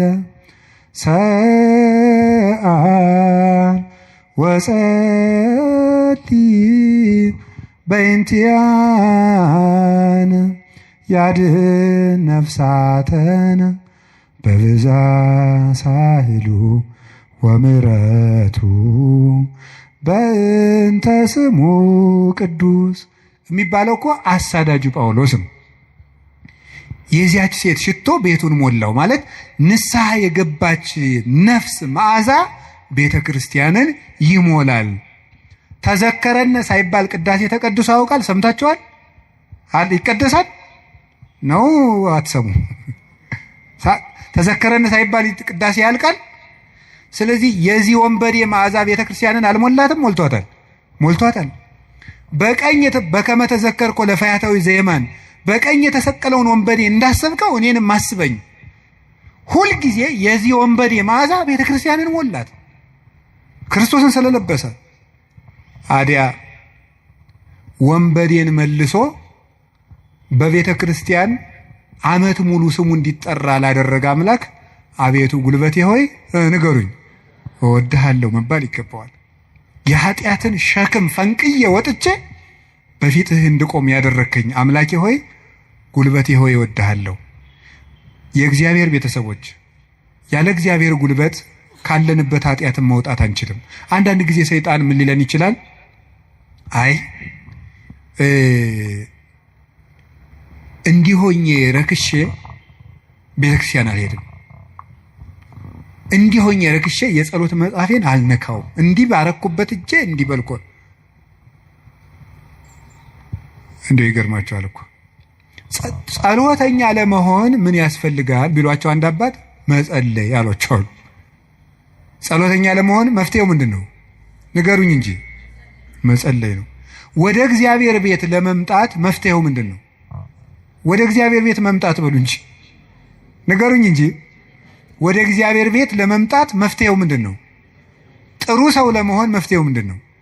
ከነ ክፋታችን መምጣት። ምክንያቱሳ የዮሐንስ ወንጌል ምዕራፍ 7 ላይ ጌታ ምን ብሎ ነግሮናል? እኔ ውሃ ነኝ። እስኪ ውሃ በሉ። የተጠማ ቢኖር ወደ እኔ ይምጣ ሲል እኔ ምንድን ነኝ ማለቱ ነው። ስለዚህ ወደ ወንዝ የሚሄድ ንጹህ ሰው ነው ያደፈ ሰው ነው? ንገሩኝ። ያደፈ ሰው ነው። እንዲያውም ካደፍን ነው ቤተክርስቲያን መምጣት ያለብን። ልንነጻ ነው የምንመጣው። ውሃ የሚቀዳ የተጠማ ሰው ነው? የጠጥቶ የጨረሰ ሰው ነው? የተጠማ ሰው። እንግዲያውስ ክርስቶስ ለእኛ ለተጠማ ነው ያስፈልገናል። ለደረቀ ዛፍ ውሃ እንደምናጠጣው እንዳይደርቅ እንደምናጠጣው ደረቅ ለሆነችው በረሃ ለሆነችው ነፍሳችን የሕይወት ውሃ ክርስቶስ ያስፈልገናል። ፍሬ ቢስ ለሆነው ቅጠል ብቻ ለሆነው ሰውነታችን የሕይወት ውሃ ክርስቶስ ያስፈልገናል። መምጣት የሚያስፈልገን ለእኛ ነው። ጉልበቴ ሆይ እወድሃለሁ ምንለው በእግዚአብሔር ጉልበት እንጂ ሰው በጥረቱ ብቻ ከኃጢአት ሊወጣ አይችልም። ምዕመናን እንደዛ ነው የምነግራችሁ። ክርስቶስ ካልጠራን በቀር እውርነታችን አይለቀንም። ማርያም መግደላዊት እኮ ጥርጥሩ እንደያዛት እንደው አትክልተኞች ወስደውት ይሆን እያለች በኋላዋ ማርያም ብሎ ድምፁን ሲያሰማት ነው ፊቷ የበራላት። መድኃኔዓለም ሲጠራን ነው ልባችን የሚበራው። እንዲጠራን ደግሞ ሁል ጊዜ መምጣት አለብን። እሱ ጉልበት ሲወጣን ነው የሚወጣው። ቅዱስ ጴጥሮስ ወደ ውሃው ሲሰጥም አቤቱ እንዳልሰጥም አድነኝ አለው። ጌታ እጁን ሲልክለት ምዝዝ ብሎ ወጣ። ካለንበት ጉድጓድ የምንወጣው እግዚአብሔር ጉልበት ሲሆነን ነው። ጉልበቴ ሆይ እወድሃለሁ የምንለው ከዚህ የተነሳ ነው። የእውቀት ኃይል የሚባል አለ። እስቲ የእውቀት ኃይል በሉ ንገሩኝ እንጂ። ስለዚህ ቅድስና ለሰሩት ለእነ አቡነ ገብረ መንፈስ ቅዱስ ጉልበታቸው ማን ነው? ንገሩኝ እንጂ። አቤት አቡነ ገብረ መንፈስ ቅዱስ 562 ዓመት ምግብ ሳይበሉ ኖረዋል። ውሃ ሳይጠጡ ኖረዋል። እግዚአብሔር አስችሏቸው ነው። ምንም ሳይበድሉ እንደ መልአክ ንጹሕ አይምሮ ነበራቸው እሳቸው። ስለዚህ ምን ብለው ይዘምራሉ? አቤቱ ጉልበቴ ሆይ። ደግሞ እኔና እናንተን የመሰሉ ኃጣንም ደግሞ አሉ። ማርያም ግብፃዊት አለች። ኢየሩሳሌም ስትሄድ በግብፅ አመንዝራ ኢየሩሳሌም ስትሄድ ደግሞ የምታመነዝርባቸው ወንዶች ልታገኝ ነው ሄደችው። ሰዎች ኢየሩሳሌም ሊሳለሙ ሲሄዱ መርከቡ ውስጥ መሳፈሪያ ሳንቲም አልያዝኩም፣ ክፈይ፣ አልከፍልም፣ እኔ ከፍላለሁ እንዴ ከፈለግ ከኔ ጋር ተኛ እያለች ሰውነቷን ለመርከብ ዋጋ የምትሸጥ ሰው ነበረች። እሷ ሰው ሁሉ ወደ መቅደሱ ሲገባ ደጅ ላይ ያለ ስዕል ግን እሷን ይገፋት ጀመር በኃይል። ቆማ ስታለቅስ የእመቤታችን ስዕል አየቻት። ወደ መሐሪው ልጅሽ ንገሪልኝ አለች። ከዚያ በኋላ እንድትገባ ተፈቀደላት። ወደ ዮርዳኖስ ማዶ ሂጂ፣ በዚያም ለነፍስሽ ረፍት ታገኛለሽ አለ። ሄደች። ቤተ መቅደስ ውስጥ ቤተክርስቲያን ለመግባት ቅጥሩን ለመግባት ጉልበት ያልነበራት ግብፃዊቷ ዘማዊቷ ማርያም ክርስቶስ በምሕረት እጁ ከነካት በኋላ ግን ምን ሆነ? ቅዱስ ዞሲማስ ሲሄድ ከመሬት አንድ ክንድ ቆማ ስትጸልይ ነው ያገኛል። እንደዚች ያለችው ኃጥአንም አቤቱ ጉልበቴ ሆይ እወድሃለሁ። አገርን ከማሸነፍ ልማድን ማሸነፍ ይበልጣል። ክፋትን ቆርጦ መጣል ከባድ ነው። ሰንሰለትስ ወይ ቆርጠው ይጥሉታል፣ ወይ ፈልቅቀው ይጥሉታል፣ ወይም ደግሞ ያሰሩ ሰዎች ተመልሰው በሌላ ቀን ይፈቱታል። የኃጢአት ሰንሰለትን ግን እግዚአብሔር ካረዳን መፍታት አይቻልም እና ለዚህ ነው ቅዱስ ዳዊት ጉልበቴ ሆይ እወድሃለሁ ያለው። ለንስሐም ጉልበታችን እግዚአብሔር ነው፣ ለንጽህናም ጉልበታችን እግዚአብሔር ነው፣ ለእውቀትም ጉልበት እግዚአብሔር ነው። የእውቀት ኃይል የሚባለው እሱ ነው። እውቀት ባዶውን ሲነገር ኃይል የለውም። አንዳንድ ጊዜ ይህንን እኔም አስባለሁ። እውነት ለመናገር መቼስ ተያይዘን ከምንጠፋ አንዳችን ተናጋሪ አንዳችን ሰሚያን እንተጋገዝ ተብሎ ነው እንጂ እውነት ለመናገር እኔን የመሰለ ሰው እዚህ ቆሞ መስበክ አልነበረበትም። መስበክ ያለባቸው እንደነ ቅዱስ ዮሐንስ አፈወርቅ ያሉ ቅዱሳን መምህራን ነበሩ። ፍጹም አባት ነበር መስበክ የነበረበት። ቅዱስ ባስልዮስ ዘቂሳርያ ሲያስተምር ከአንደበቱ የሚወጣው የእግዚአብሔር ቃል እንደ እሳት ላንቃ እየተቆረጠ በምዕመናን ትከሻ ላይ ሲያርፍ ይታይ ነበር ይላል። ቃሉ ከመነገሩ የሰሚዎቹ መለወጥ ይቀድማል። ይሄ የእውቀት ኃይል ነው። እውቀት ኃይል የሚያገኘው አብዝተው ስላጠኑት ብቻ ሳይሆን እግዚአብሔር አብሮ ሲቆም ነው። እና እውነቴን ልንገራችሁ፣ አብዝታችሁ ጸልዩልን፣ ቆመን እንዳናበላሽ እንዳንጠፋም፣ የምንናገረው ኃይልም እየመጣ በእናንተ ላይ እንዲለውጥ ብቻችን እንዳንቆም እግዚአብሔር አብሮን እንዲቆም የእውቀት ኃይል የሚባለው እሱ ነው። ቅዱስ ጎርጎርዮስ ዘኑሲስ የኑሲሱ ጳጳስ ጎርጎርዮስ ሀገረ ስብከት ላይ ሲመደብ ጥቂት ክርስቲያኖችና ብዙ እምነት የሌላቸው ነው የነበሩት። እሱ ካስተማረ በኋላ ደግሞ የማያምኑት ቁጥር የቀድሞዎቹ የክርስቲያኖችን ቁጥር አክሎ ክርስቲያኖች ደግሞ የቀድሞዎችን ኢአማንያን ያህል በዝተው ነበር ይባላል። ብቻውን ሙሉ አውሮፓን የለወጠው ኃይለ መንፈስ ቅዱስ ያደረበት ብቻውን አንድ ጳውሎስ ነበር ክርስቲያን ያደረገው መጀመሪያ። ለዚህ ነበር የመንፈስ ቅዱስን ኃይል በመግለጥ እንጂ በቃላት ማባበል አላስተማርኳችሁም ይላል ቅዱስ ጳውሎስ። ጆሮአችሁ ይሰማል? የመንፈስ ቅዱስን ኃይል በመግለጥ እንጂ በቃላት ማባበል አላስተማርኳችሁም ያለ ቅዱስ ጳውሎስ ስለዚህ ነው። በእግዚአብሔር ኃይል መጣው እንጂ ቃላትን በማሳመር አልመጣሁም የሚለው ለዚህ ነው። ኃይለ እግዚአብሔር ለእውቀት ያስፈልገዋል። ብቻቸውን ሀገር የሆኑ ሰዎች አሉ፣ ከእውቀታቸው ላይ እግዚአብሔር ቆሞበት። ቅዱስ ዮሐንስ አፈወርቅ ብቻውን ቁስጥንጥንያ ውስጥ የሚያበራው ምሰሶ፣ ቅዱስ ያሬድ ኢትዮጵያዊው ብቻውን የቤተ ክርስቲያን ትጥቅ ሆኖ በየማህሌቱ ብቻውን ቆሞ የኖረው እውቀቱ ውስጥ ኃይል ነበረ። አንቀጸ ብርሃንን እኮ አክሱም ጽዮን ውስጥ ገብቶ ሲጸልይ ቅዱስ ያሬድ ከመሬት አንድ ክንድ አፈፍ ብሎ ቆሞ ነበር። የዚህ ምሰሶ የዚህ ብርሃን የቅዱስ ያሬድ ብርሃን በማህሌቱ ይሄው 1418 ዓመታትን እዚህ ያለውን እዚህ ቤተክርስቲያን ውስጥ የእውቀት ኃይል የተጫነው እውቀት፣ ነጠላ ያልሆነ እውቀት፣ ብልጣብልጥነት የሌለው እውቀት። መማር ማለት ስማርት ቲንኪንግ አይደለም።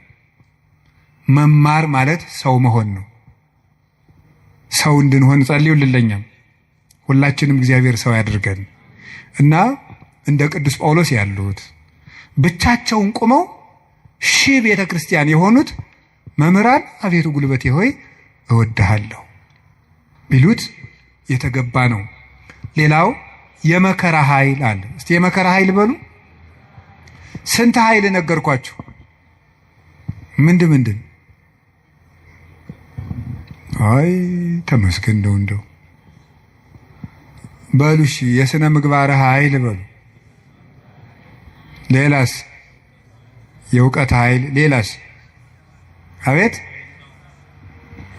የመከራ ኃይል። እሺ የሥነ ምግባር ኃይል። ከዚያ በፊት ምን ብያችሁ ነበር? የአርአያነት ኃይል። የሚባለው ይሄ ሞራል የሚባለው እሱ በሁለት ተከፍሎ ስነ ምግባርና አራያነትና ንስሐ ብለን ከፍለናል። ቀጥሎ የእውቀት ኃይል ብዬ ነገርኳችሁ። ሶስተኛ አሁን የምነግራችሁ ደግሞ የምንድነው? የመከራ ኃይል ነው።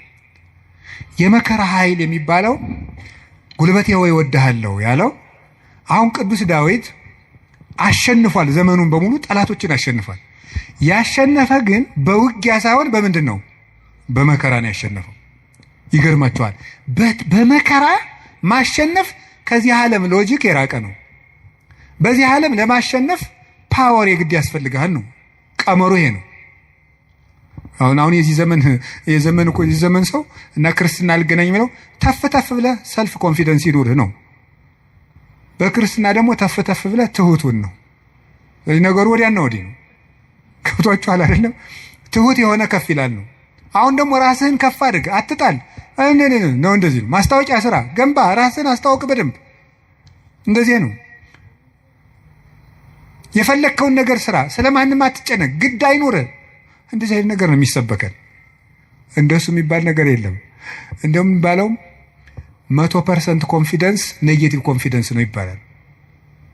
ስለዚህ ተገቢ አይደለም። ምንድነው ታዲያ? እኛም መከራ ማሸነፍ ነው የሚባለው። ቅዱስ ዳዊት ለምሳሌ እንዲህ ያደረገ፣ ሳኦል እያሳደደው ሄደ።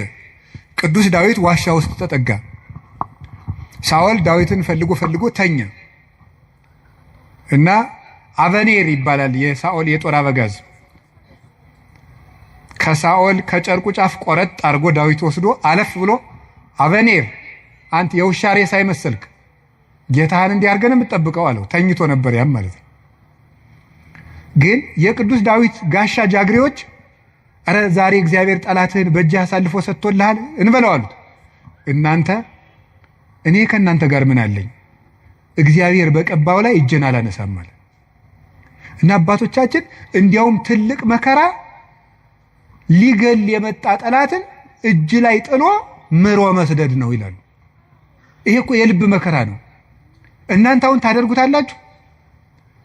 አሁን እኔ ለምሳሌ ዱላ ይዤስ ያባረርኳቸው ቤታችሁ በመጣና ኋላ አጥቻችሁ እኔን ድንገት እንቅልፍ ቢጥለኝ ተነስታችሁ እንዴት ነው የምታረጉ? ምንም አታረጉም። እናንተ ክርስቲያኖች ናችሁ። ለሁሉም ግን ዳዊት ሰው የማይወጣውን ተራራ የወጣ ተራራ ነው የሚባለው። ለዚህ ነው የልብ ጉልበት ያስፈልጋል። ትዕግስተኛ ለመሆን የልብ ጉልበት ያስፈልጋል። አሁን እኮ ሰው ገለባ ነው። ፍርድ ቤት ውስጥ ባልና ሚስት ተካሶ ዓለም እየቀለጠ ያለ ትዕግስት በማጣት አይደለም? በቃላት ጦርነት አይደለም? እንዲያው አታፍሩም ወይ? እንዲህ ብሎ ሰድቦኝ እንዲህ ብላ ሰድባ እያላችሁ እንዲያው አታፍሩም ወይ? እውነቴን እኮ የምነግራችሁ። ጦር ይዞ የመጣውን ጠላቱን እጁ ላይ ሲያገኘው እግዚአብሔር በቀባው ላይ እጄን አላነሳም። ሌላ ቀን እኮ ደግሞ ምን አደረገው? ዳዊት ወልዴ ቃል ከማይዜኒ ዳዊት ስትዘምር እኮ ደስ ይለኛል እና በገና ደርድርልኝ አለው። የዋሁ ዳዊት በገና ሊደረድር ሲሄድ ጦሩን ሳኦል ይዞ ሲወረውርበት አድነን እግዚኦን ብሲኩይ አቤቱ ከክፉ ሰው አድነኝ ሲል ጦሩ ሁዳ ከግድግዳው ላይ ተተከለች። ያንን ደግሞ መልሶ ሌላ ቀን ፈልጎ አገኙ። አሁንም ሳይገለው ጥሎት ሄደ። ሳኦል እየፈለገው ሄደ። ዳዊት ግን ይላል ለግቡ ድህሬሆሙ ጸላይቴ ጠላቶቼ ወደ ኋላቸው ይመለሱ ይላል። ሳኦል መንገድ ጠፍቶት ተመለሰ። ደክሞ ማሸነፍ የእግዚአብሔራዊነት ነው። ከዛ ምን አደረገ? ጎልያድ በመጣ ጊዜ ዳዊት በሰይፍ ነው ያሸነፈ በጠጠር? እስኪ ንገሩኝ። ስለዚህ የዳዊት ጉልበት ሰይፍ ወይስ እግዚአብሔር? ንገሩኝ እንጂ። ጠጠሯ ናት ያሸነፈች ወይስ የእግዚአብሔር ስም? የእግዚአብሔር ስም ከተጫናት ጠጠርም ኃይል አላት። እግዚአብሔር ከሌለው ግን ሰይፍም ያስገድላል። ጎልያድ ሰይፍ ይዞ ሄደ። ዳዊት እግዚአብሔርን ይዞ ሄደ። ከዚያ በኋላ ስም ወረገመኒ በአማልክት ይሁርኩሳን በረገሙ ጣዖቶቹ ረገመኝ። ዋን ሳይኩ ሰለስተ አይባነ ሙስተፈለግ እኔ 3 ድንጋዮችን ከባህር አነሳው ወጸፍክ ወዲ በፍጽሙ ግንባሩን አልኩት አሚሃ ወርቀ በኃይል እግዚአብሔር በእግዚአብሔር ኃይል ያን ጊዜ ወደቀ። ወነሳይኩ ዘምላይሌው ሰይፈ ከሱ ሰይፍን ወሰድኩ ወመተርኩ ርሶ ለጎልያድ የጎልያድን አንገትም ቆረጥኩት አለ። በራሱ ሰይፍ እንዲወድቅ ያደረገው ጉልበቴ ሆይ እስኪ በሉ ሁላችሁም ንገሩ እንጂ። አዎ ይህን የሚያደርገው የእግዚአብሔር ስም ነው። ቅዱስ ዳዊት አንተ ብላቴና ጨንገር ይዘህ የምትመጣ እኔ ውሻ ነኝ ነበር ያለ ጎልያድ። እና እንግዲህ ስጋህን ለሰማይ ወፍ ለምድር አራዊት ቆራርጬ እሰጠዋለሁ አለው። አዎ አንተ ከውሻም ታንሳለህ። ውሻ ጌታውን ያውቃል፣ አንተ ግን ፈጣሪን አታውቅም። አንተ በሰይፍ ትመጣለህ፣ እኔ ግን አንተ በምትገዳደረው በእስራኤል አምላክ ስም እመጣለሁ ነው። የእግዚአብሔርን ስም ይዞ ሄደና ያንን 6 ክንድ እስራኤልን ያስጨነቀ ሰው ገረሰሰው።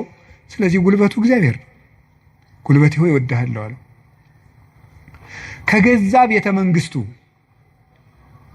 አኪጦፌል የሚባል መካሪ ተነስቶ አቤሴሎምን የገዛ ልጁን አስነስቶ ምንድነው ያደረገ? ዳዊትን ሲያዋርደው የዳዊትን ሚስቶች በሙሉ እስራኤል በተሰበሰቡበት ድንኳን አስጥሎ አገር እያየ የአባትህን ሚስቶች ድፈራቸው ብሎ ገብቶ የአባቱ ሚስቶች እንዲደፈር በመጽሐፍ ቅዱስ የተጻፈ ነው አድርጎ አኪጦፌል የሚባል ሰው አዋረደው ዳዊትን። ሄደ፣ ተሳድ ወጥቶ ሄደ ከቤተ መንግስቱ። ዳዊት ኃያል እኮ ነው። ስሙ ሲጠራ እኮ ሽም ይደነግጥለት ነው። ኃያላን የጦር መሪዎች አሉት። ግን ምንድነው ያደረገ?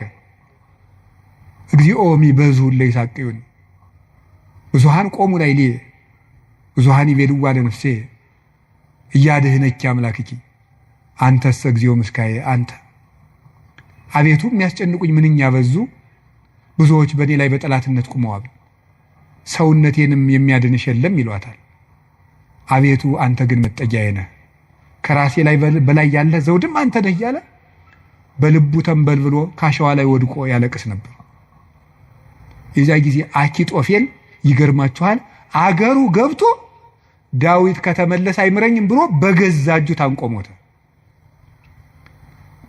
ዳዊት አኪጦፌል እንዲህ ብሎ ሲመክር ማዶ ላይ ደግሞ በመጽሐፈ ሳሙኤል እንደተጻፈው ማዶ ሄዶ ዮርዳኖስን ሸገር ብሎ በቀትር እግዚኦ እልዋ ለምክረ አኪጦፌል፣ አቤቱ ጌታዬ የአኪጦፌልን ምክር አፍርስበት ይላል። በዳዊት ሞት እየተመከረ ዳዊት ምን ያደርጋል? አቤቱ የአኪጦፌልን ምክር አፍርስበት ይላል። የመከረበትን ሰውዬ ሄዶ እንዳያስረው ተሰዷል። ጉልበት የለውም ዳዊት፣ ሰራዊት አልቆበታል። ስለዚህ ምን አደረገ? አንድ ጉልበት አለው፣ እግዚአብሔር ነው። የአኪጦፌልን ምክር አፍርስበት አለው። አኪጦፌል ምን አደረገ? መላው አእላፈ እስራኤል ሰብስብ፣ የዳዊትን ሚስቶች በአደባባይ አስነውራቸው። የዚያን ጊዜ ዳዊት እንደተዋረደ ቀን እንደጣለው የእስራኤል ሰዎች ያውቃሉ። ያን ጊዜ ዳዊትን ተከትለን ሄደን እንግደለዋል፣ የአባትህን አንገትም ቆርጫ አመጣልሃለሁ ብሎ መከረ። እንዲህ ብሎ ሲመክር ዳዊት ምን አለ? አቤቱ የአኪጦፌልን ምክር አፍርስበት ሲል ምን አለ መሰላችሁ? እግዚአብሔር በጠላቱ በአቤሴሎም ላይ የምክር ጥርጥር አሳደረ። አይ የአንድ ሰው ምክር አይመቃም፣ ሌላ ሰው ምክርን ጨምር የተባለ አለና የዳዊት የቀድሞ አማካሪ የነበረ ኩሲ የሚባል ሰው ነበረ። ሽማግሌውን ኩሲንም እስኪን ጠይቀው አለው። ኩሲ እንደምን አለ? ደህና ነኝ። ምን ነው ቀድሞ ስታማክረው የነበረው ዳዊት ሲሰደድ እዚህ ቀረ? እኔ ምን ጊዜ የማማክር እግዚአብሔር የቀባውን አለው። ውስጡ ቅኔ ነው። ቅኔው ምንድን ነው? አሁንም እኮ የማን አማካሪ ነኝ እያለው ነው። አንተንማ እግዚአብሔር አልቀባም እያለው ነው። አሁንም የእሱ ነኝ እያለው ነው። ለእሱ ግን የመሰለው ምን እያለው ነው? አንተን ከሾመ ያንተ አማካሪ ሆናለሁ እያለው መስሎታል። እሳ ምን አደረገው? አኪጦፌል ምን ብሎ መከረ? አኪጦፌል እንዲህ ብሎ መክሯል። አንተ ምን ትላለህ? አኪጦፌል ቶሎ ብለን ዳዊትን እንግደለው አለ። አንተሳ ምን ትላለህ አለው። ዳዊት ምን እያለ ነው? አቤቱ የአኪጦፌልን ምክር ተናገሩ እንጂ አፍርስበት በሉ እንጂ እያለ ያለቅሳል። ኩሲ መጣና ምን አደረገ? አይ እቺ ምክር አንዲት ናት፣ አንድ ምክርማ አይረባም፣ ከገሌ ምክር የገሌ ምክር ይሻላል ተብሎ የቤተ መንግስት ምክር የአንዱ ምክር ተመርጦ ነው እንጂ የአንድ ሰው ምክርማ አይረባም። ስለዚህ ምክር ይመከር፣ ቆይ ውለን እንደር። አባትህ ዳዊትን ታውቀዋለህ፣ ኃያል ነው። እነ አበጋዞቹ እነ ኢዮአብም ኃያላን ናቸው። አሁን ሂደን ይፍጀን እንዴ? ነገር ግን መላው አእላፈ እስራኤል ገና ይሰብሰቡ፣ ምክርም አበርክተን እንምከር። ከዚያ በኋላ ህዝቡን ከሰበሰብን በኋላ ዳዊትን ከተራራ ላይ ያገኘነው እንደሆነ አውርደን ከውሃው እንመጠብጠዋለን። ሜዳ ላይ ያገኘነው እንደሆነ እንደ በረዶ እንወርድበታለን። ይሄ ነው እንጂ አሁንም ሄደን እንፈጅ ብለህ ነው አለው። እሺ እንግዲያስ ያንተ ምክር ይሻላል አለው። በጎን ምን አደረገ? ኩሲ ዳዊትን በዚህ ባጠገብ አትደር፣ ዮርዳኖስን ተሻገር፣ ሊገልህ ሊመጣ ነው አለው። ዳዊት ይህን ሰምቶ ተሻግሮ ሄደ። ከዚህ በኋላ ምን አደረገ? ተሻግሮ ከሄደም በኋላ አቤሴሎም እሱ አባቱን ተከትሎ ሊገል በሰረገላ ሆኖ በጫካው ውስጥ እያሰገረ ፈረስ ሲሄድ ፀጉሩን አሳድጎ ስለነበረ ፀጉሩ ከዛፍ ላይ ተንጠለጠለና ሞተ። ዳዊት ግን ፈረስ ላይ አልወጣ፣ ምክር አላማከረ። አቤቱ የአኪጦፌልን ምክር አፍርስበት እንዳለ የክፎችን ምክር አፍርሶ ዳዊትን ስለታደገው አቤቱ ጉልበቴ ሆይ ሙሉት እናንተ እወድሃለሁ ያለው ስለዚህ ነው። እግዚአብሔርን መውደድ እንዲህ ያለ ጉልበት ይሰጣል። ሲሰድበው እንኳን ሳሚ ወልደጌራ የሚባል አንተ የውሻ ሬሳ ሳይመስልክ፣ መቼም ሰው የዚህ ዘመንም ሰው እንኳን እንደዛ ሳይመስል አይቀርም። አሽቃባጭነት ይበዛዋል። ማለት ምን ማለት ነው? ሁላችሁንም አይደለም፣ እነማንም እንደሆነም አላውቅም። ዞሮ ዞሮ ግን ባለስልጣንን ሲሻር መሳደብ እናውቅበታለን ነው ለማለት የፈለግኩት። ሲሾም ትንፍሽ የለም። ሲሻር ስለ አፄ ኃይለ ሥላሴ ነውር የሚወራው በደርግ ዘመን ነው። ስለ ደርግ ዘመን የሚወራው ቀጥሎ ባለው ነው። ቀጥሎ ስላለው የሚወራው ቀጥሎ ባለው ነው። ነገ ደግሞ የሚወራው ምን እንደሆነ ያላውቅም። ስለዚህ ልላችሁ የፈለግኩት ምንድን ነው? ቀን ሲጥለው ጎበዝ ሰውን የተሾመም ቢሻር ያጣም ቢያገኝ ከእውነት ጋር ቁሙ እንጂ ሰውን ቀንጥሎታል ብላችሁ አትሾም። እንዲሁ ለስጋም ተመልሶ ሊመጣ ይችላል። አጉል ነው፣ ተመልሶ ሊሾም ይችላል። ለነፍስ ግን ሰውን ቀንጥለው ምን ይላል ሰሎሞን? ቀን የሚያመጣውን አታውቅምና በጠላት ውድቀት ደስ አይበልህ ይላል። ስለዚህ ሳሚ የሚባለው አንተ የውሻ ሬሳ የመሰልክ ጭንጋፍ አለው ዳዊትን ያህል ጌታ ያን ከፍ ያለ ሰማይ እነ አቢሳ የሚባለው የእህቱ ልጅ ይሄ የውሻ ሬሳ የመሰለ አንገቱን ልቁረጠው አለ። ተው እግዚአብሔር ሰደበው ብሎት ነው አለው። እግዚአብሔር ሰደበው ብሎት ነው። ይሄ ስድብ የሚያመጣውን ዋጋ አታውቅም አለው። ዳዊትም ጠላቶቹ ሁሉ ጠፍተው መልሰው ዘመኑ ተመልሶለት ቤተ መንግስቱ ገብቶ ፈጣሪውን አገልግሎ ዘመነ ቅዱሳንን ተጉዞ የእግዚአብሔርን ረፍት አረፈ። አቤቱ ጉልበቴ ሆይ እወድሃለሁ ያለው ደካማ እንባው ጦር የተሸከሙ ጠላቶችን ድል ስለነሳችለት ነው። አሁንም ጉልበት እግዚአብሔር ጉልበታችን ነው ማለት ባጭር ቃል ለመጠቅለል አንድ እግዚአብሔር ጉልበታችን ነው ማለት ከኛ ዕውቀት ውጭ የሆነ ነገርን እግዚአብሔር ያደርግልናል። አንድ ከኛ ዕውቀት ውጭ የሆነ ነገር ነው። ለምሳሌ አንድ ሰው ትዝ ይለኛል፣ እናቱ ታመው እንደ የሰማህ እንደሆነ እንዳትቀየመኝ አደራን ጸበል ይጠመቁ ስንለው በጣም የተማረ ሰው ነው። በጣም ቆይ ጸበሉን የውሃው አይነት ከደማቸው ጋር ማች እንደማድረግና ለማድረጉን መመርመር አለብን። ትንሽ ፈገግ ያሰኛል። እና ይሄ ፈጽሞ አሁን አንዳንድም የከተማ እናቶች ሊቃጣቸው ጀምሮ ነበር አሉት። ክርስትና ሲያስነሱ ውሃ በፌርሙዝ አሙቀው አምጥተው በዚህ አጥመቁልኝ። ይሄ ቀልድ ይመስላል በእውነቱ ማለት ነውና ቆይ ክርስትና ሲነሳ ልጄን ይበርደዋል ብላችሁ ታስባላችሁ? እናቶች እንደዛ ካሰባችሁ ሞታችኋል በሉት። ሰውም አይደላችሁ። ክርስቶስን እየለበሰ እኮ ነው። እንዴት ይበርደዋል? ሰው ሲጠመቅ ክርስቶስን ነው የሚለብሰው። ገላትያ ምዕራፍ 3 ላይ ያለ የተጠመቃችሁ ሁሉ ክርስቶስን ለብሳችሁታል ማለት ነው። እና አንዳንድ ጊዜ ዕውቀታችን ጣልቃ ይገባና እቺ ዲግሪ ላይ አንዳንድ የተጠራቀመች ነገር ትረብሻለች፣ እምነትን ትረብሻለች። እሱን ተውትና እግዚአብሔር ከዕውቀት በላይ ይሰራል። እስኪ በሉላችሁ፣ ከምን በላይ ይሰራል? ከዕውቀት በላይ ይሰራል። ከኛ አቅም በላይ ያለው በእግዚአብሔር ይከናወናል። አቤቱ ጉልበቴ እወድሃለሁ የተባለው እሱ ነው። አንደኛ መጠጊያ ማለት ነው። ሁለተኛ እግዚአብሔር ከኔ አቅም በላይ የሆነውን ከተፈጥሮ ሕግ በላይ የሆነውን ነገር እሱ ይፈጽመዋል።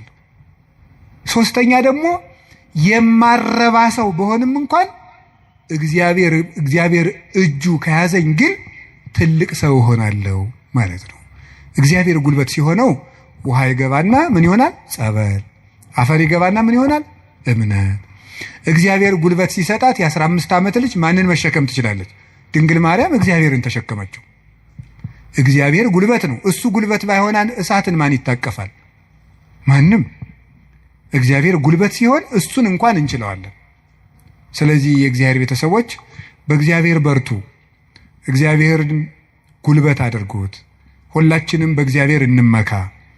ሁልጊዜ ጸልዩ። አንድ ነገር ብቻ ልናገር። ወደ እግዚአብሔር ለመሄድ ከየት ልጀምር ካላችሁኝ ጸልዩ።